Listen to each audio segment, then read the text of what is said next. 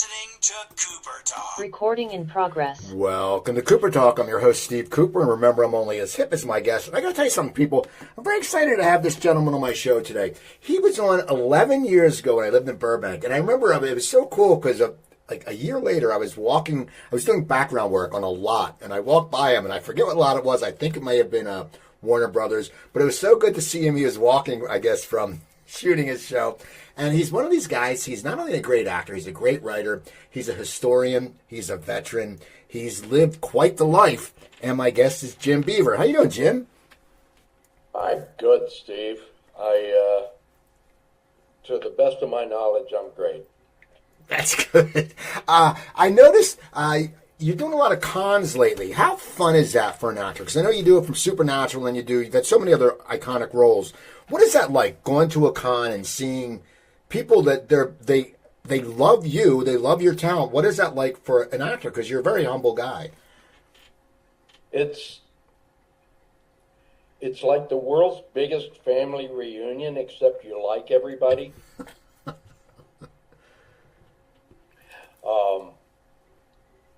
It's a lot of fun.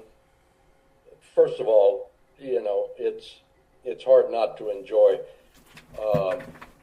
people showing up someplace because they like your work. And it can be exhausting. It usually is. Because of my age, everything's exhausting. But I really enjoy it. I really do enjoy it. It's I like the interaction between the fans and the actors, and I enjoy meeting people and hearing their stories and their anecdotes about how the show affected them, or and then I get to travel to places I might not necessarily ever go. And then I get to see my friends from the show very often, or friends from other shows. That it really is. It's every one of them is kind of like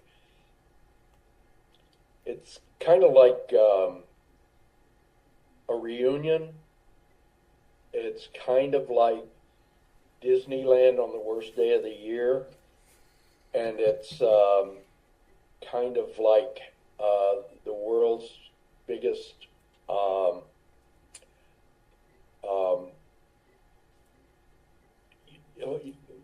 what are they? Street fair.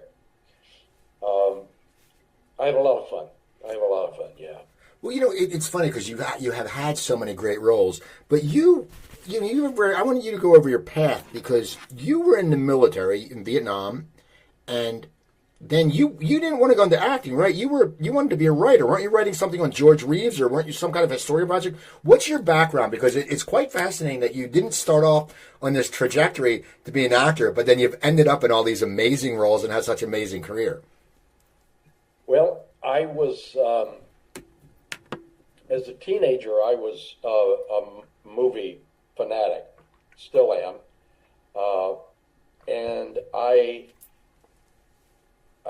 grew very interested in the lives of people who made movies and television to an extent. And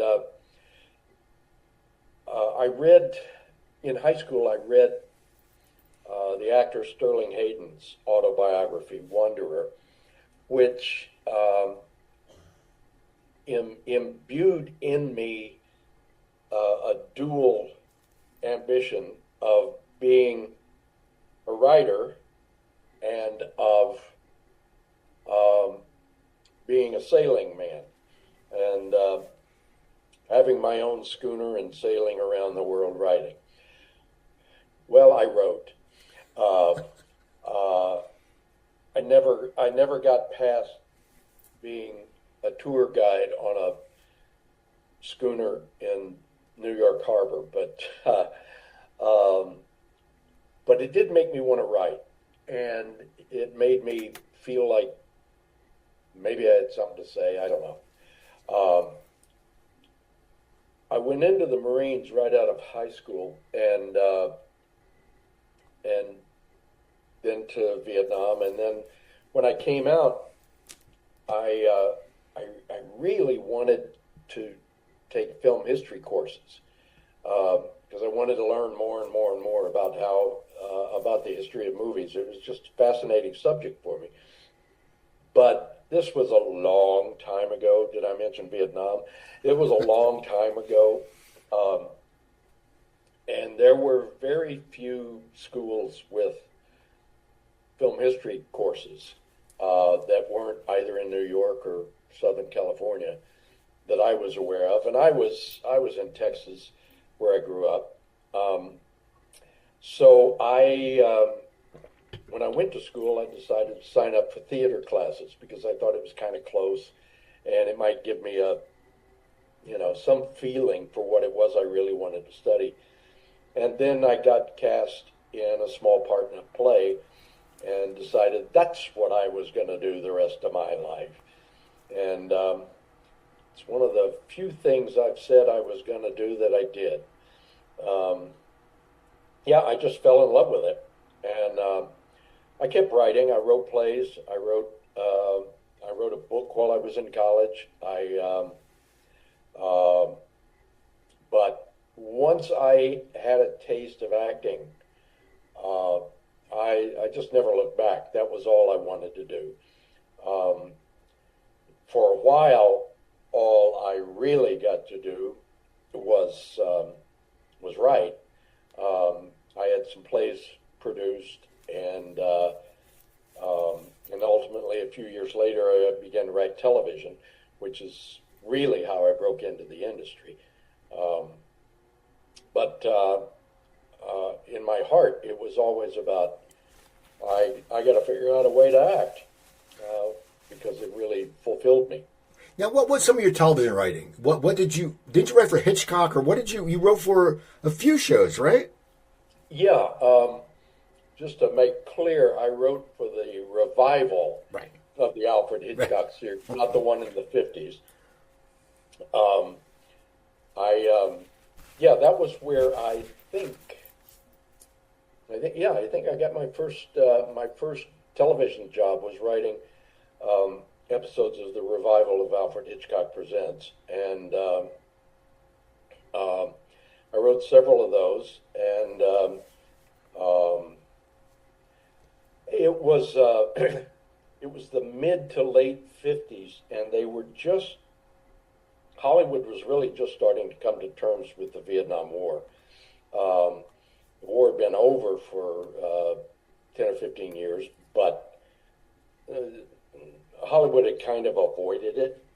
And in the mid to late 80s, they decided to start exploring it some. And a lot of people were looking for writers who were Vietnam vets because they figured they could write from the most experience and with the most authenticity. And so I got several jobs that were related to my having been a vet. An HBO series called Vietnam War Story, and a CBS series called Tour of Duty that I wrote for. And so for a while there, I had a pretty good little career going writing for television. My big problem was that if you're a halfway decent writer, they kind of want you to come on staff and work full-time for them, and that didn't give me room to act. So I always restricted myself to freelance stuff, and that was a time in the 80s and before the 80s when a writer could write freelance for any number of shows. As many scripts as he could pour out, he could probably find a show that would hire him to write them without being tied to that show. And I did that for a year or two, and then the bottom fell out of the freelance market. And they started, I think they realized that their staffs could write everything just as fast, and nobody had to have a learning curve on the show. And they just stopped pretty much hiring freelance writers. And since that's all I wanted to be if I was going to write, it all kind of, the writing just stopped. And I'm not sure I've earned another nickel from writing since 1988. Yeah, it's amazing that it stopped, but then you got to flourish into what you really wanted to do. I mean, that's one thing about Hollywood. Mm-hmm. You were being successful, but it wasn't what you wanted to do, and that happens so many times. You know, people have that in Hollywood. So when do you start? Because I want to talk about all these juicy roles you've had, but when do you start getting acting on TV or movies? What is your first break? Because you're done writing, so now you can concentrate. What path do you take? What happens? Well, I didn't know I was done writing. This all occurred during and as a result of the 1988 writers' strike.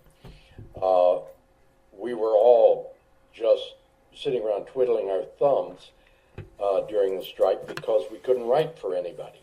And I didn't know that it wasn't going to come back. But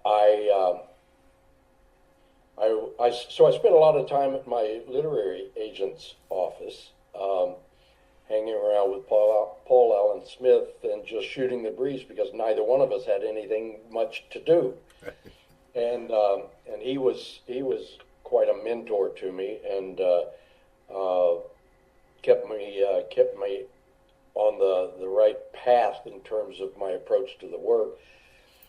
But one day I was leaving his office, and as we walked out of it, he spotted somebody in the hall and took me over and introduced me to a woman named Eileen Feldman, who was a theatrical talent agent for actors there at the agency. And he just introduced me. He knew I was an actor, and I guess he thought, oh, it'll be good for you to meet somebody on that side of the aisle. And she said hi and then looked at me weird and said, are you an actor? And I said, yeah. And she said, are you represented? And I said, no. And she said, well, you know, you might be right for this part in this Norman Jewison picture that's coming up. And would you mind if I sent you in to audition for it? And I'm thinking, but I said, yes, of course. And I went in a day or so later to read, and Norman took a liking to me, and he liked the fact that I was actually a vet, because this movie was about Vietnam vets and the struggles they went through after the war. After the war. So a couple of days later, she called me up and said, "You got this." And I was stunned because, first of all, if I had walked through the door at my agent's office 10 seconds earlier, you'd be talking to somebody else here. It was that much of a serendipitous fluke.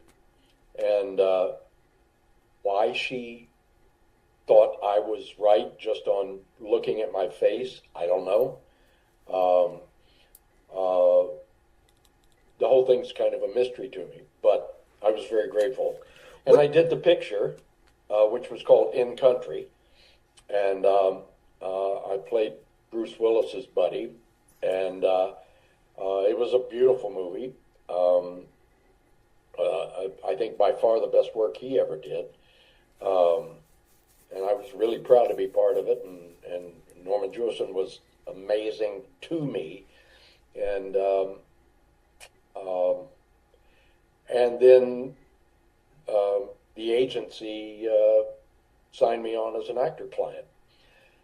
And surprise, surprise, I never got any more writing work, but they started getting me a lot of acting work. Well, it is amazing. There's so many stories like that, and so you get this break, and you're right. It's timing. But I always say, a lot of times breaks, you can have all the timing in the world, but you have to have talent because if you suck, people will know. But so you got that part. So now, do you start feeling heat from the industry because it's a Bruce Willis movie, it's a great movie? Are you feeling anything, or does getting a movie role help you start getting other work, or it's basically they didn't recognize it? I thought while I was doing it that my career was made. In some ways it was, but not the way I expected. First off, although the movie was wonderful and moving and touching and very affecting, and it didn't do terribly well at the box office.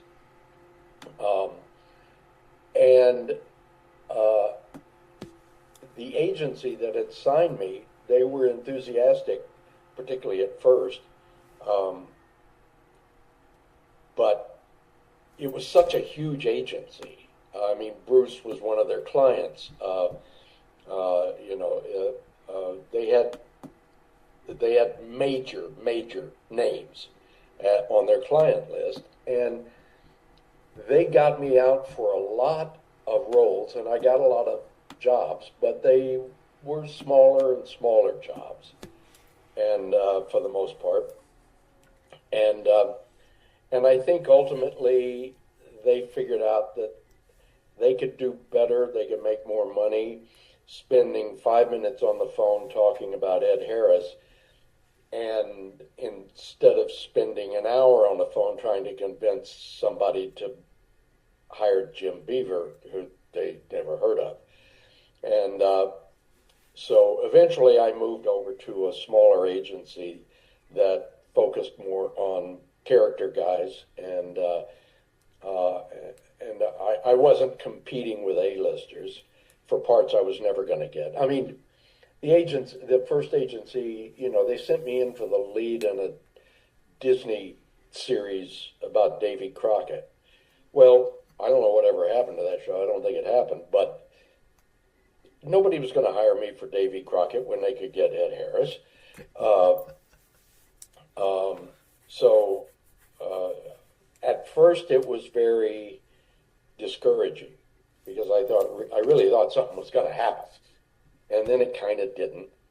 But then with the second agency I was with, they concentrated more on the things that I could very well compete for, and fairly quickly after landing there, I landed some nice little movie parts, and my first series regular role on a TV series. And was that Reasonable Doubts, or was it Thunder Alley? Which show was that? It was Thunder Alley. Reasonable Doubts was a great show that it had an unexpected impact on my life, but it was. But I was a recurring guest star on that. Thunder Alley was my first role as a series regular,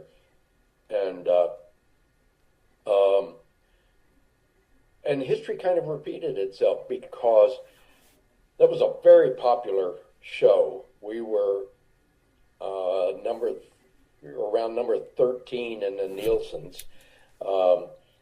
We had audiences that today a broadcast network would kill for,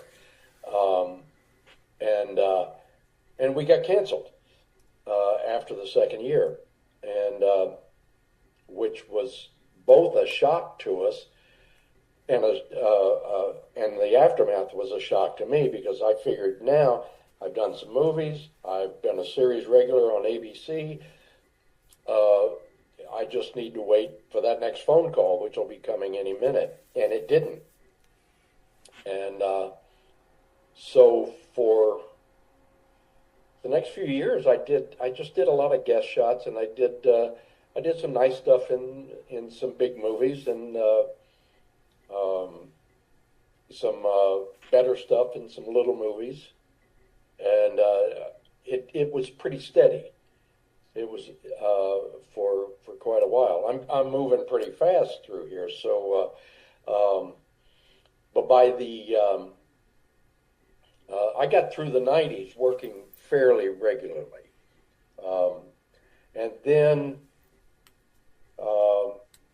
in the early 2000s, I was starting to worry a little bit. I had a new baby, and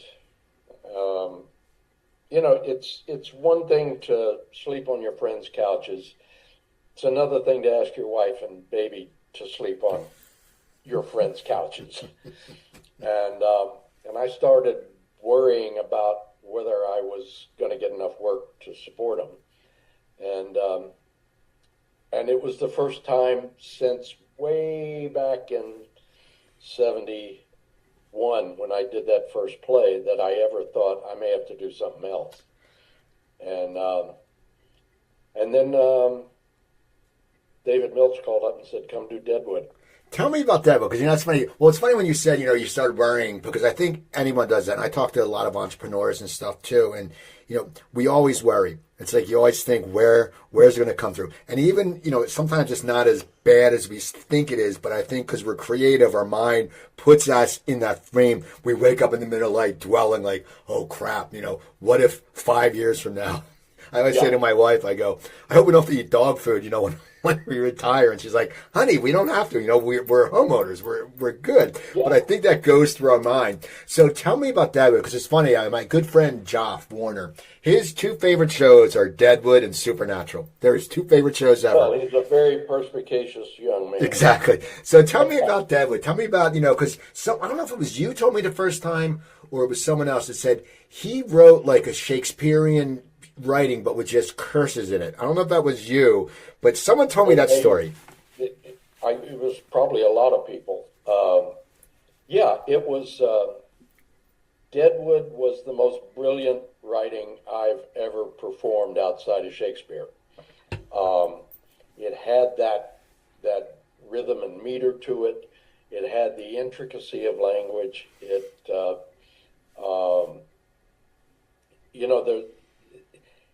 David wrote the show in large part in style. He wrote it the way people wrote letters back then, with curlicues and flowery expression. And because most people who wrote letters were educated enough, and people were reading Dickens and Melville and not Dan Brown, and the people express themselves more ornately. The one thing they didn't do, and it's the reason so many people thought the profanity in Deadwood was out of place, was they didn't write that stuff down, but they spoke it. They just didn't put it in books and letters. So on one hand, he was writing dialogue straight out of 1876 correspondence. On the other hand, he was using the freedom of the language of the people on the street and incorporating it into that style. And, the anecdote that they told us when we went up to Deadwood to do some research was that at one point Deadwood was having something like a murder every day, the real Deadwood. And because at first there were no laws there, because there was no government.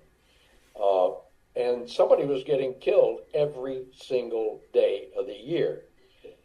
The very first law the city of Deadwood passed was a law against profanity, because that was getting out of hand. So anybody who says they didn't talk like that back then has only read the letters. So what's it like as an actor when you have this, as you said, the best writing? I mean, do you have the talent because you got cast, but are you a little bit nervous because it's like you have this beautiful this stuff, and you're like, man, this is what I live for. I mean, do you just come and it makes it so much easier? Plus, your show had a great cast. So, what is that like? What was it like walking onto the set for the first few episodes? Well, let me back up to my audition for the show. They sent me the audition scene, which happened to be the monologue that my character Ellsworth has in the pilot, and I read this monologue and I thought, this part is mine. I may not get it. Somebody else may get it, but it belongs to me because I read it and I knew exactly how he ought to be played. Doesn't make me smarter than anybody because half the time the scripts come along and I don't have any idea how they ought to be played. But this one, this one I knew, and there was something about the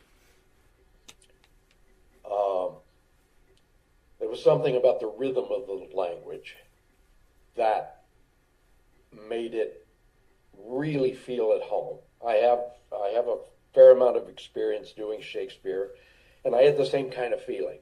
This rolls. It's complicated, but it just flows off the tongue if you know how to say it. And it had the kind of gruff demeanor that I've found myself associated with on more than one occasion. And I loved how profane it was, and how humorous it was, and how beautifully, intricately written it was. And I felt that way all the way through the 3 seasons of the show. There were times it was so intricate that I didn't know exactly what I was saying. But with David, it was always, trust me, it'll play. And it would. And, usually I figured out what it meant. It wasn't just utterly puzzling, but sometimes you had to work at it and go, okay, what's he saying here? He's saying this. Okay, now I get it. To me, the more intricate, the more complicated it became, the more beautiful it became, and the more fun and easy it became to play. It's horrible trying to act bad writing. It's just, you feel miserable. You feel like you're going to get blamed for how badly this is written. Well, the reverse is true too. Nobody ever wins acting Oscars for playing bad writing. It's always what's on the page, and what was on David's pages was just sheer genius. Sometimes on a gig you'll talk to the director or talk to the writer and say, okay, is there another way I can say this? Because this doesn't flow like real human speech to me, or I don't know how to make it flow. And sometimes they'll say, yeah, or sometimes they'll say, no, say what's written. And sometimes they'll say, yeah, well, say whatever you want. And with David, you said what was on the page, but you didn't have to worry about whether it was good or whether it sounded like human beings were actually speaking it. Very little of that dialogue sounded like people actually talk, but that's because it's poetry, and poetry is a heightened form of human speech, and that's what I think the dialogue in Deadwood was. It was a thrill to be able to do it. What was scary was not the dialogue; It was the fact that sometimes you didn't find out what the dialogue was until the night before, the morning of. That's scary when you've got something that sounds like Henry V and they hand it to you 20 minutes before you shoot it. That's pretty frightening. Now, what did you like so much about that character? Because the character, it's something that, it's a great character, the show's great, but what is it that you, as an actor, you really like, besides the writing, as you said, because that was given, but what did you like about the character? Did you see anything of you in that character? Because sometimes I think an actor has to spark inside some internal feelings. Well, with David Milch, often it's him who spots some spark in you that becomes part of the character. There are a lot of examples, and I suspect a lot of actors who've worked with him and for him would tell you that their characters began to turn much closer and closer to who they really are. Because he writes very much to the actor.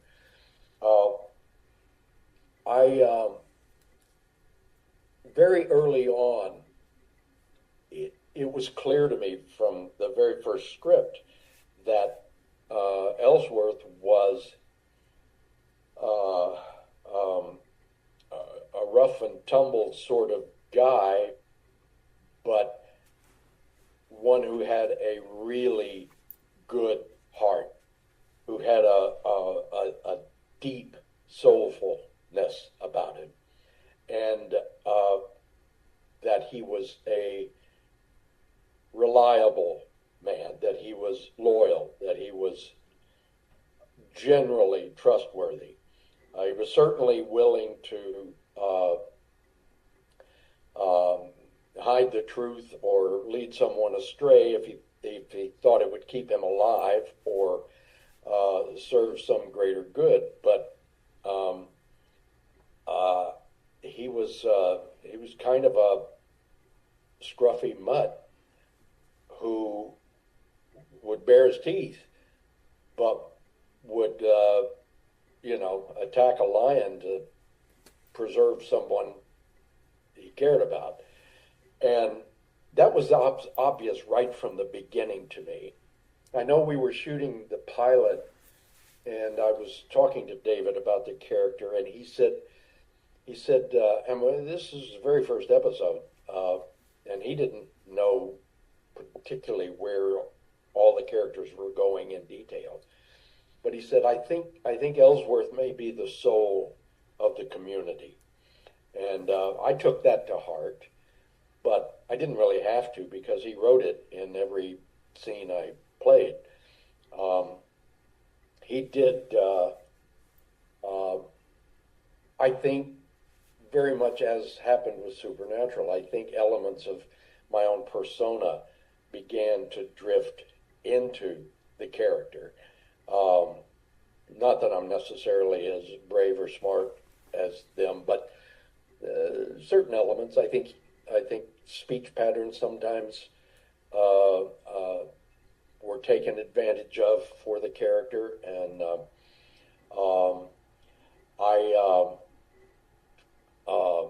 I lost my wife Cecily between season 1 and season 2 of Deadwood, and David being David, he wrote a scene for me in season 2 where Ellsworth talks about losing his wife. And I remember several people on the set saying, I can't believe he's doing this to you. I can't believe he's making you act this. And I said, man, you don't understand. This is a gift. This is a gift. There aren't many actors who get to approach a role with the resources I have. And it gives me a chance to make a little silk purse out of a great big sow's ear. And I was delighted. He never asked me about it. He never talked to me about it. It just suddenly there was a scene where Ellsworth talks about losing his wife, and it was one of my favorite scenes I ever played, even though half the cast and crew thought he was being mean to me. That must have been very cathartic too. That must have been something that really, I mean, was it very hard to act at though without the emotions? I mean, because as you said, it was still new. The loss was new. It was new, but I don't. I can't think of anything other than bad writing that I have ever felt like I had a hard time playing. Either because of the emotions or, I mean, I've done some horrible, horrible things in movies and TV.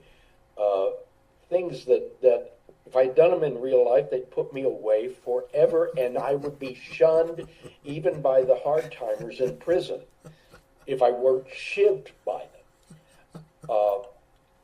And I don't have any problem playing that stuff. It doesn't go home with me.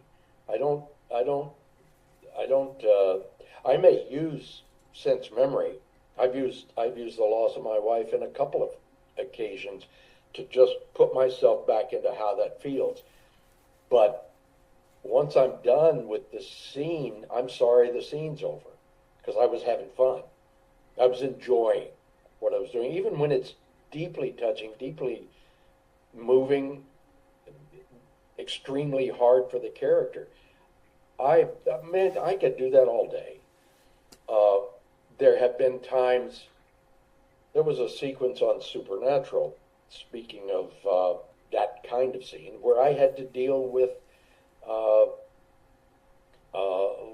letting go of another character's wife. And we spent the whole day shooting this sequence where my character Bobby was on the verge of tears, just holding back tears as tightly as he could, trying desperately not to fall apart, but the tears welling up all the time. Well, you do that all day, your body doesn't know it isn't real. And I went home that night and sobbed, just threw myself on the bed and cried like everybody I cared about had died.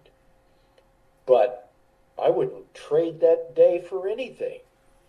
And I didn't carry it with me the next day. It was just all pent up energy. It wasn't pent up emotion. I don't know if that makes sense. But Yeah, it makes sense. Now, okay, you mentioned Supernatural. Now you go from the Deadwood audience and the Supernatural audience are completely different audiences. And now you're getting more, probably more recognized for Supernatural. I saw your con, you do the Supernatural con. So tell me, what was that like? Because, I mean, your Instagram, you have over 440,000 followers. That's an amazing amount, because I looked at your Instagram earlier. Do I? Yeah, you have, but you haven't posted. The last time you posted, you got like 18,000 likes. 18,000 likes. But you got to go back and put, because I should look closer. Now, tell me about Supernatural. What do you think made it endearing to people and it got such a fan base? Because it ran for a long time. And how did you get that part? Was that an offer, or was it an audition, or how did that come about? Well, I've got my story, and the executive producer, Bob Singer, has his story. And all I know is what happened to me. He says it happened different. I don't know. For my money, I went in to audition for it. And the casting director told me that when she told Bob Singer who had auditioned, he didn't see my audition tape, but he just found out who was on the tapes. He said, "Oh, just give it to Jim." That's my experience.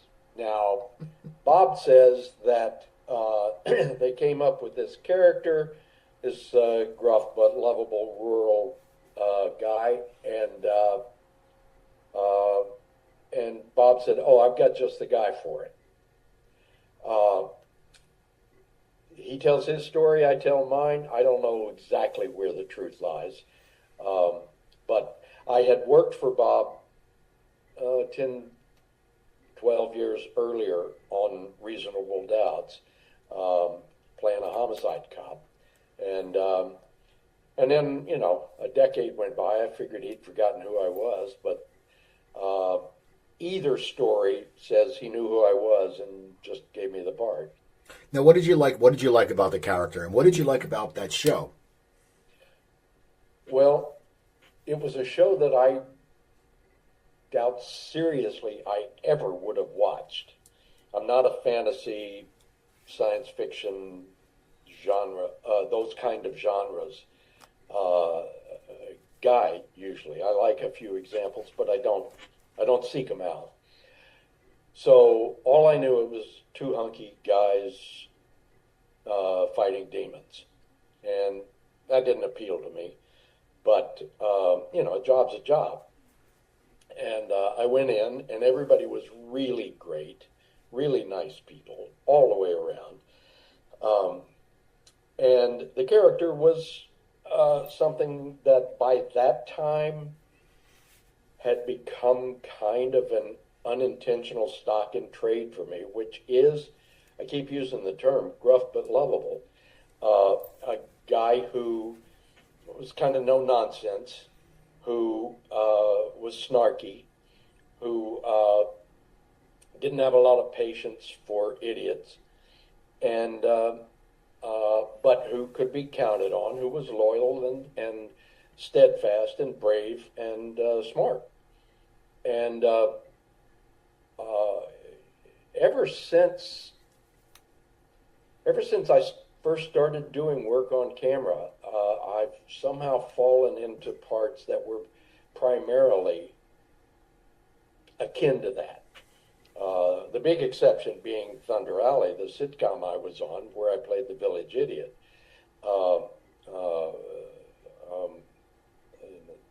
Much more stupid and lovable than gruff. But I ended up playing a lot of homicide cops and a lot of detectives and soldiers, and it was all kind of they. I don't know if the industry paid enough attention to me to pigeonhole me, but I ended up pigeonholed pretty much. And so Bobby Singer, the character, was familiar to me. It was the kind of thing I liked to play. It was fun. And what I didn't expect to happen was for the audience to take to him the way they did. And I think the reason that show became so successful is tied up in something a number of fans have told me over the years, that they would have watched the show even if there weren't monsters. And for a show about monsters, that's a pretty wild thing to hear. Bobby's got a line in one of the shows where he says, "Family don't end with blood." Well, that's really the core of the show. It's about relationships. It's about people looking out for each other, about people trying to do the next right thing. And it just happens to be in a world inhabited by monsters.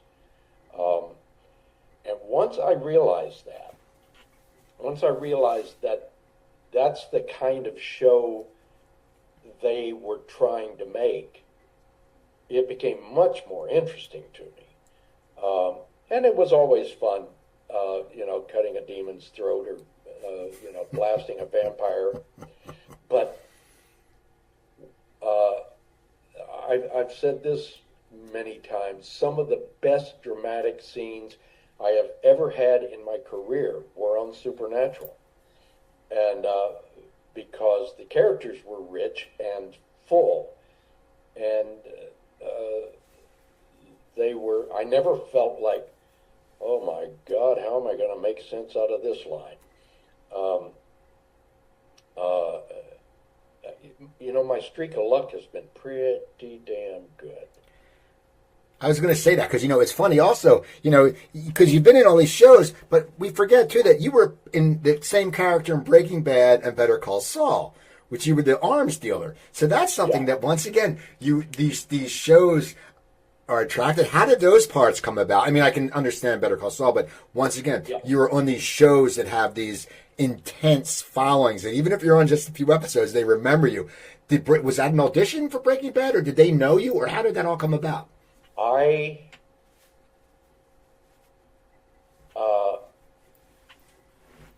Something happened after Deadwood. It was interesting. Deadwood and Supernatural had really different responses from different people. Deadwood was very much a water cooler show within the industry. And nobody in the industry seemed to have the slightest idea what Supernatural was. After Deadwood, once I was on Supernatural, I would go into meetings and people would say, "Oh my God, it's Ellsworth. Ellsworth, I love Deadwood. It's so amazing. What are you doing now?" I'm on this show Supernatural. And they go, "Oh, is that a new show?" I say, "No, it's been on 12 years. And they go, "What?" So, but if I walk through a mall in Omaha and get recognized, it's because of Supernatural. It's not Deadwood. It happens, but the rule is that Supernatural's what the guy in Middle America knows me from. Deadwood's what the industry knows me from. And so something happened after Deadwood that had never happened to me before, and that was I started getting jobs by people who knew my work, who just called up and said, "Come do this." And boy, that had never happened. I was there's no joy like the joy of a straight offer. Right.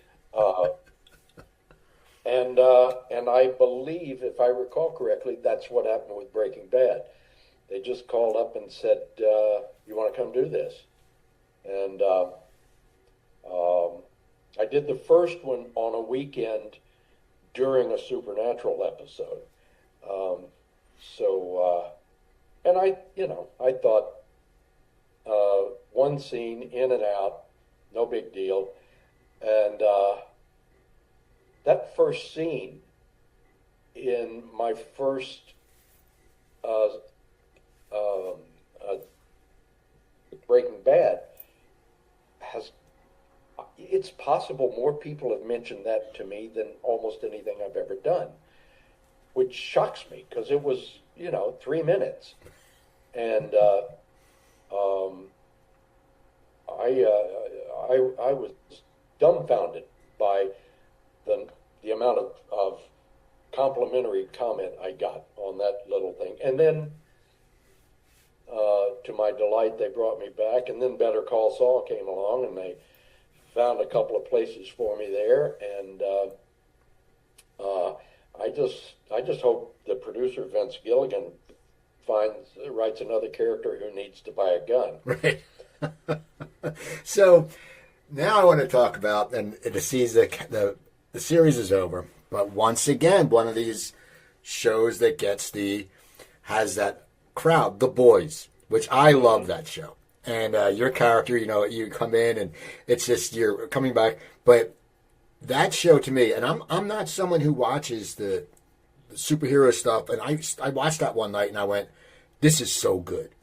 I mean, it goes so further than that, and it reflects on what's going on in society somewhat. But what was that like in that role? Because was that a straight offer, or did they sit there and did you have to audition, or what? How did that come about? Well, the creator of the show The Boys was also the creator of Supernatural, Okay. Eric Kripke. So yeah, that was a straight offer. I've done 4 or 5 of Eric's shows, and he doesn't seem to believe I'm a bad luck charm. And I'm grateful for that. But yeah, Eric had called me up at one point and said he wanted me to be on the show as I've forgotten the character's name, but it's the chief executive of Vought, the company that created the superheroes. Giancarlo Esposito played it in the series, but Eric called up and offered me that, and then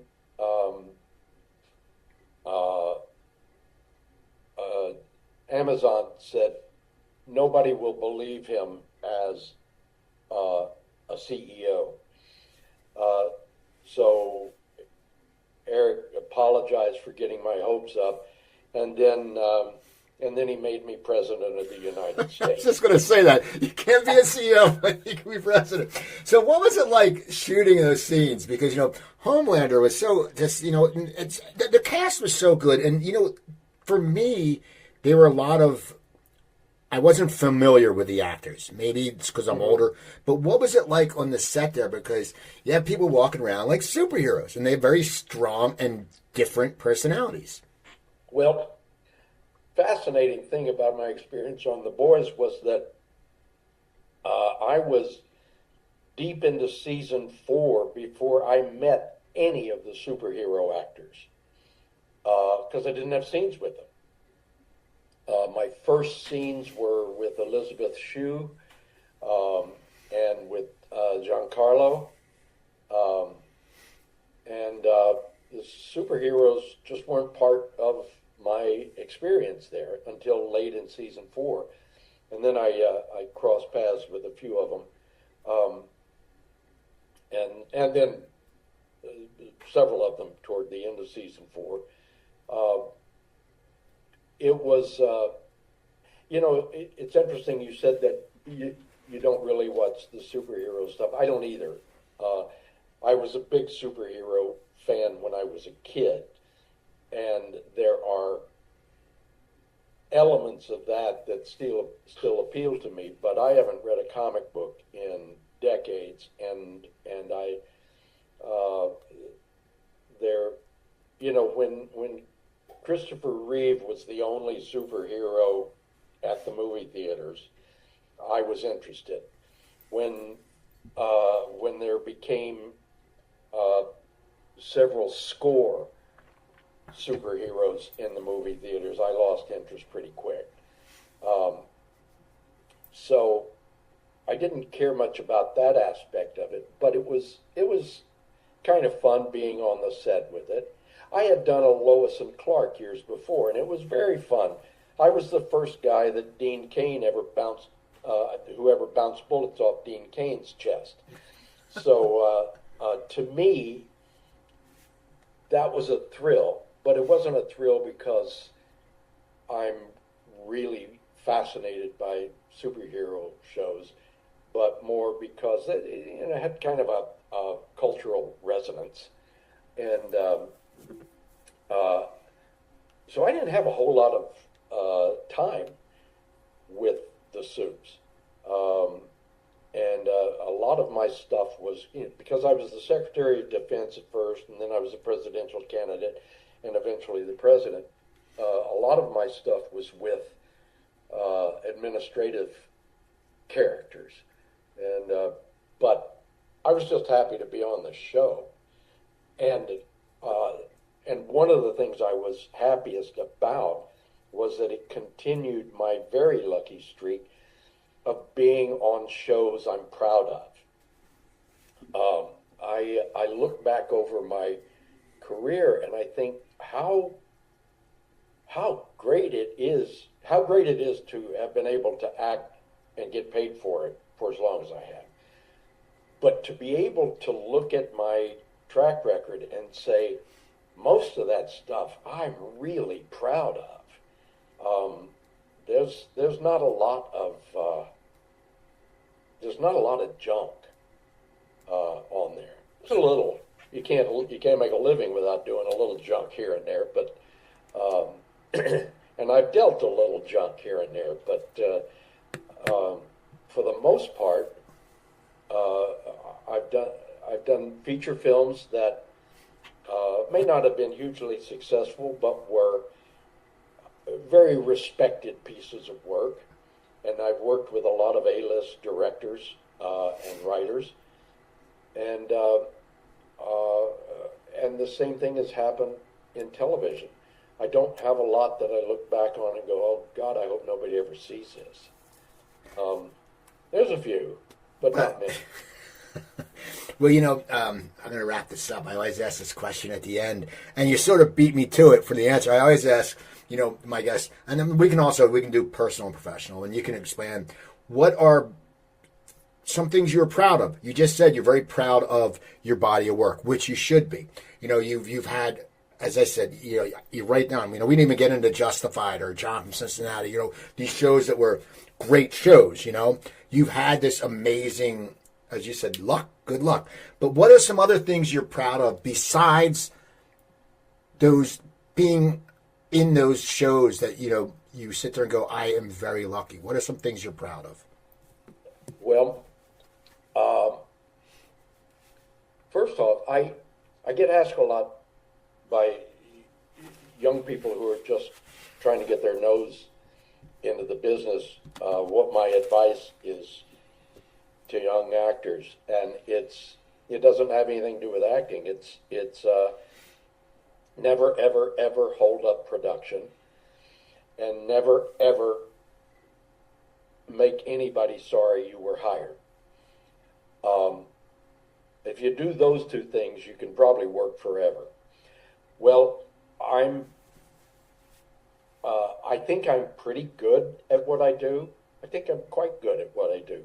But I think I'm most proud of the fact that people seem to like to work with me, that they like having me around the set, and that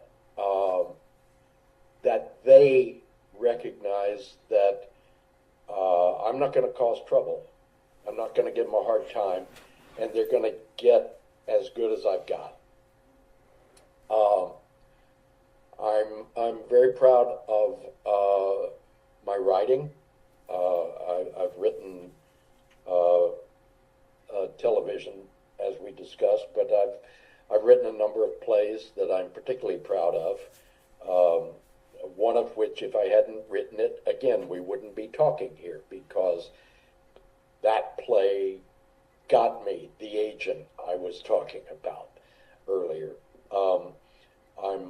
I'm very proud of the books I've written, and I'm proud that I've got a 24-year-old daughter that I didn't manage to kill, and raised her by myself. So, and I got way more friends than I ever expected to have. So, I don't know. There's not much more I could ask. Yeah, I mean that's untold wealth. Untold wealth. Yeah, that's missing, but it's otherwise I'm great. Well, that's awesome, Joe. I'm so glad we got the time to talk. And so, what do you have coming up? Anything coming up? Well, I'm hoping there's a Western that I've committed to doing that was supposed to shoot in Spain, and then it was supposed to shoot in California, and then it was supposed to shoot in Mexico, and it was supposed to shoot the year before last, and it was supposed to shoot last year, and I keep waiting for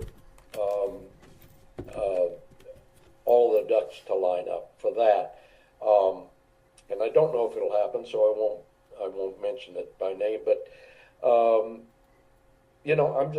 I'm doing theater where I can, and waiting on somebody to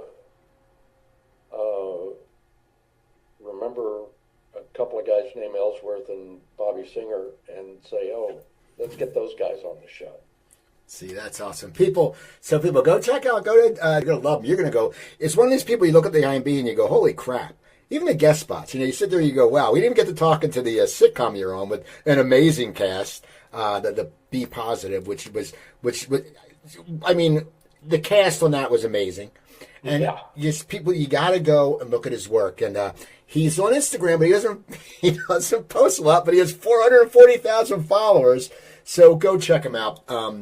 I'm on Instagram at Cooper Talk 1. Twitter, I'm at Cooper Talk. Go to Facebook, it's Steve Cooper. Also go to my website, coopertalk.net. You can find 1,072 episodes up there. And you can email me at coopertalk.net. So remember, I'm Steve Cooper. I'm only as hip as my guests. Don't forget, drink your water, eat your vegetables, take your vitamins, and I'll talk to you next time.